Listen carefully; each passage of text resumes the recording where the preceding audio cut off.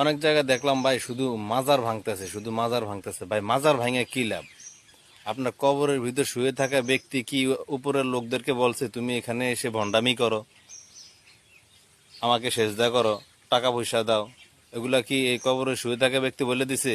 এটি কবরের উপরে থাকা যে মানুষগুলো আছে ওই মানুষগুলাই ভণ্ডামি করে। কবরের ভিতর শুয়ে থাকা লোকের আমি মনে করি কোনো দোষ নাই, দোষ করছে সাধারণ পাবলিক। তো আপনি মাজার ভাঙবেন কেন ভাই?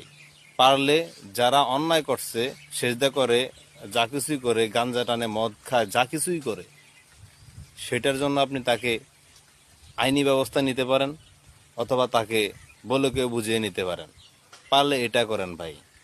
খামাখা ওই কবরে শুয়ে থাকা ব্যক্তির উপর আপনার আঘাত করার রাইট নাই, কারণ সে নির্দোষ, সে কোনো অন্যায় করতে পারে না।